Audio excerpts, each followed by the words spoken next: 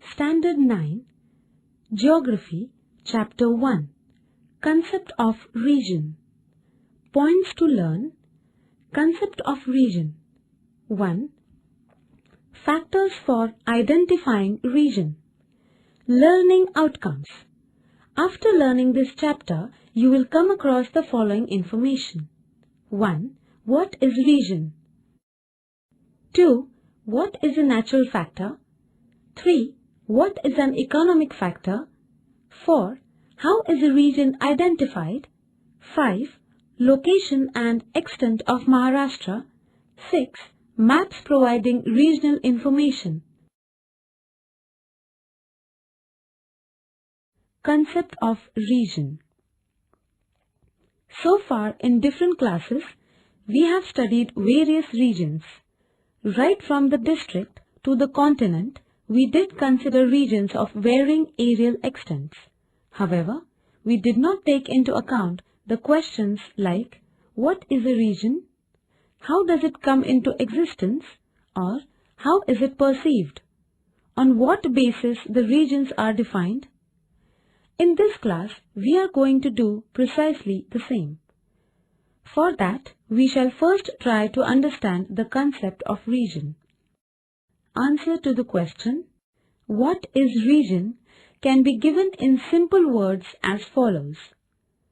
It is a small portion of a vast area. Of course, this answer is not the definition of a region. There is neither any limit on how vast an area should be, nor there is any limit on how small the part can be. At times, we find certain portion of an area stands out as a distinct part from the rest of the area. This distinctiveness of the portion may be due to its affluence or due to some issue, but we realize that it is different from the rest. Different parts of a vast area are studied with respect to their characteristics, and we identify certain parts to be having some common characteristics. Such parts having common characteristics are then called regions. These characteristics can be physical, cultural, social, economic, etc. If we find that some portion of an area has greater relief, then we may call such an area as mountainous or hilly region. If in some parts we find dense growth of trees, we may call it as forest region. Heavy, greater relief on densely growing trees becomes the common factor of that portion of the area.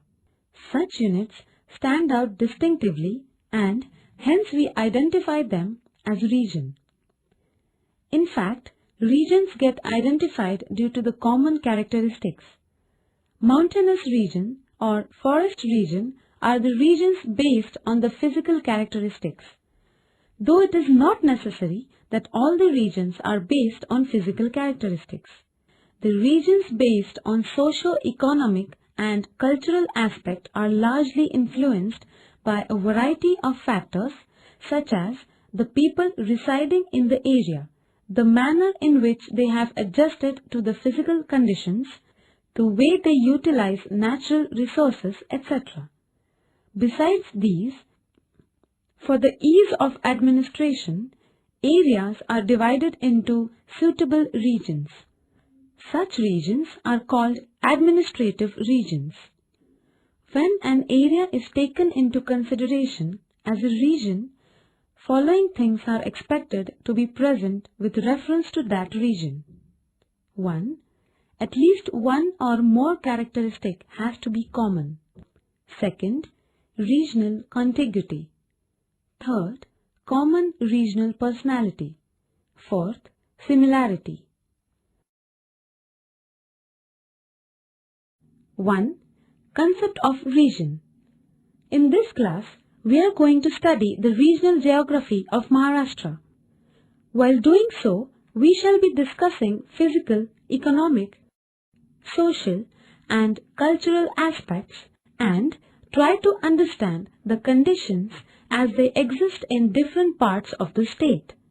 However, Before doing so, it is necessary to get information about Maharashtra with reference to its location, extent as well as the administrative divisions of the state. Maharashtra, location and extent. Maharashtra state came into existence on 1st May 1960. Maharashtra is known to be a progressive state of our nation.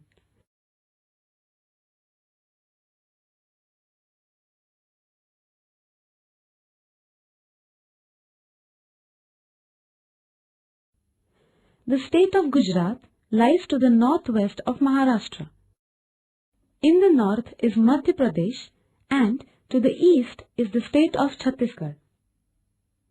Goa, Karnataka and Andhra Pradesh are located to the south of the state. The east-west and north-south maximum stretches of the state are approximately 860 and 730 kilometers respectively. The state is located along the western coast of the peninsular India. Its geographical area is 3.08 lakh square kilometers. The state is gifted with a coastline of 720 kilometers. There are 35 districts of varying areal extent in the state of Maharashtra. Of these, Ahmednagar is the largest and Mumbai City district is the smallest in terms of areal extents. For administrative purpose, the districts are divided into smaller units and these are called talukas. There are 355 talukas in Maharashtra. As per 2011 census, the population of the state is 11 crores 23 lakhs 72,972. This population is distributed in approximately 41,000 villages and 378 urban centers. For the administration, 35 districts are placed into 6 divisions. These are Konkan, Pune, Nasik, Aurangabad, Amravati and Nagpur.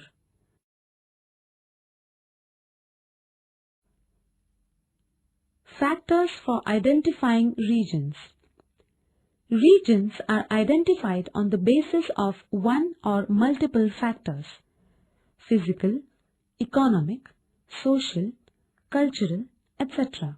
are the groups of geographical factors. On the basis of these factors, regions can be identified considering a single factor on their combinations.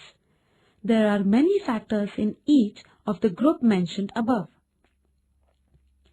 Maharashtra state has a vast areal extent. Moreover, there is a considerable diversity in the physical setting of different parts in the state. The physical setting influences a number of factors. Hence, from Sindhudurg to Gadchiroli or from Nandurbar to Nanded, we find distinctions in the different parts of the state. Let us see how different regions can be identified on the basis of physical, economic and social factors. Thus, you may have realized how the regions can be identified on the basis of information on various factors. The process of identification of regions is called regionalization. So far, we have seen the regions that are identified on the basis of single factor. However, identification of region is quite a complex process. At times, we have to take into account large number of factors for regionalization.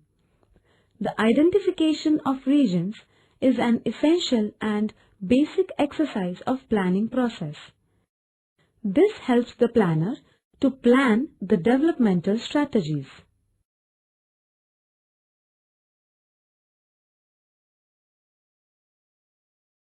Regions on the basis of economic factors. We can now proceed to see how the regions are identified on the basis of economic factors. In this case also, we shall take a single factor into consideration for identifying the regions. Agriculture, industry, trade, and similar factors are included in this group of economic factors. We shall consider data on agriculture and industries for identifying regions. Let us start with the crop regions. Crop regions are identified on the basis of concentration of a given crop. You will find certain crops thrive well in certain areas. This is because the area has favorable condition of the given crop. See map shown in figure 1.5. This map is drawn on the basis of area under cotton crop from different districts. Dot method is used for drawing this crop. Each dot represents 1000 hectares of area under the crop. You will find that in most of the high rainfall and very high rainfall area, there are hardly any dots. Even in the low rainfall region, the dots are far and few. Most of the cotton area is concentrated in the medium rainfall zone. There is a high concentration of dots in the north central part of the state. Starting from Dhule district, a continuous belt of cotton area extends eastward up to the Wardha district. The belt further continues towards south to cover most of the eastern districts of Aurangabad division up to Nanded district.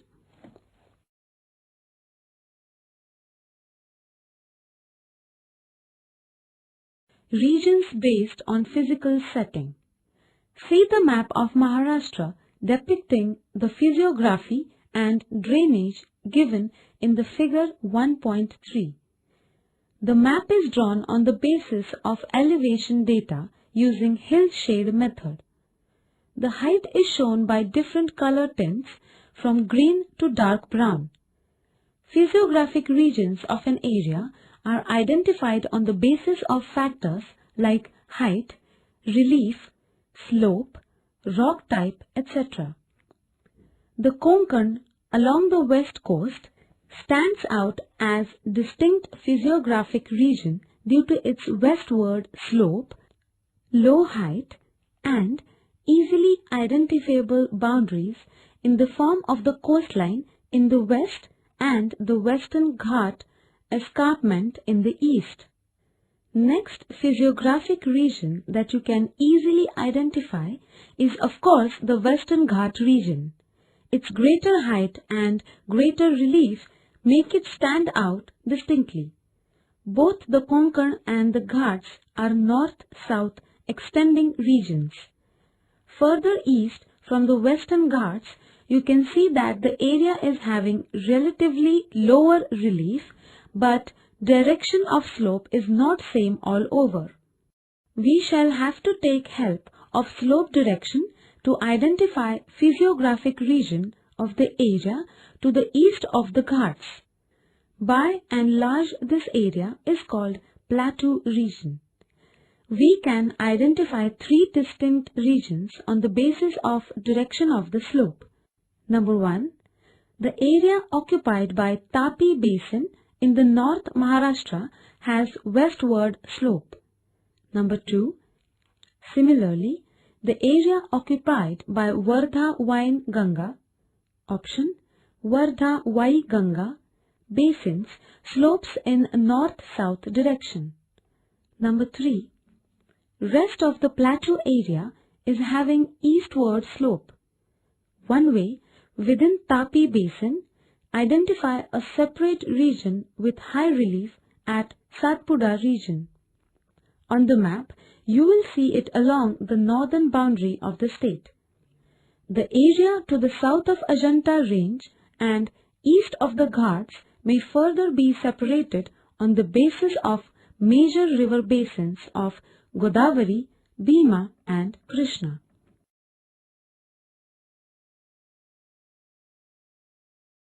For identifying the physiographic regions, we have mainly used three factors like height, relief, and direction of slope. It is not always necessary to use multiple factors. Even on the basis of a single factor, regions may be identified according to the purpose. Let us see an example of this by studying rainfall regions. Figure 1.4 shows the map of rainfall distribution in Maharashtra. It is drawn on the basis of rainfall data collected from different stations. The map is drawn using isopleth method. The rainfall amount is represented on the map with the help of isoheights. Option with the help of isoheights. These are the lines joining places of equal rainfall. The area between certain isolines are colored with different shades of blue.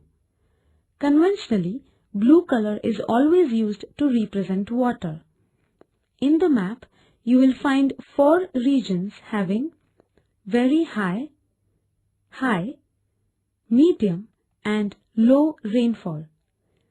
Areas having rainfall more than 3000 mm are appearing as isolated patches in the Western Ghat region. These form the region of very high rainfall.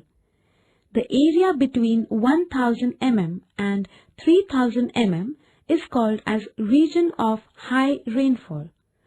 This region is spread in 2 different parts of the state. In the west, most of the Konkan area and the Ghat area falls in this category. In the east, most of the portion of Wardha-Vaiganga basin forms the part of this category of high rainfall. The medium rainfall region is defined by 700 mm and 1000 mm isoheights. The region of low rainfall is defined by isoheight of 700 mm. All the area where the rainfall is less than 700 mm falls in this category. If you observe closely, you will find the region of low rainfall is roughly parallel to the Ghats and extends in north-south direction. It is because the low rainfall zone in the state is actually the rainfall shadow area of the Ghats.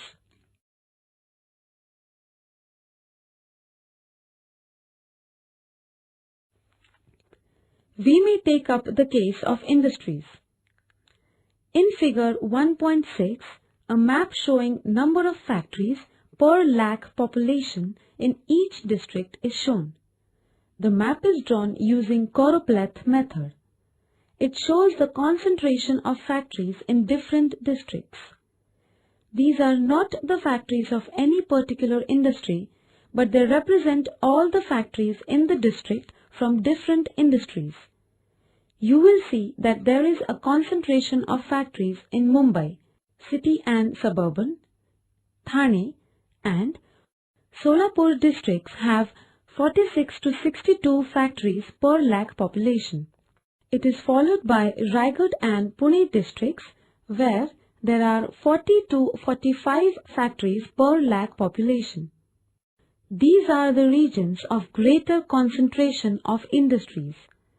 The districts like Nandurbar, Gadchiroli, Bir, Osmanabad and Latur have less than 7 factories per lakh population. Such maps showing concentration of economic activities help in the regional planning processes.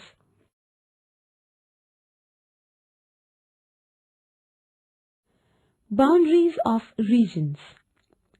Boundaries of the land areas possessed by an individual or nations are in the form of thin boundary lines. These are precisely demarcated on map as well as on the ground. These boundaries and boundaries of geographical regions differ considerably. Changes in most of the geographical factors take place in gradual manner in the form of transition. As a result, boundaries of geographical regions are also in the form of transitional zones. Only the political and administrative regions have well demarcated boundaries. Even if the boundaries of geographical regions are determined on the basis of quantitative information, these remain in the form of transitional zones on ground. For example, climatic regions. For these, temperature and rainfall data are used to draw the boundary on the map. However, the climate does not change abruptly on the line of the boundary. It changes gradually over a region. For most of the geographical regions, boundaries are drawn only on maps, never on the ground. Of the geographical regions where precise boundaries can be thought of are the river basins. This is because they are defined on the basis of lines of water divide.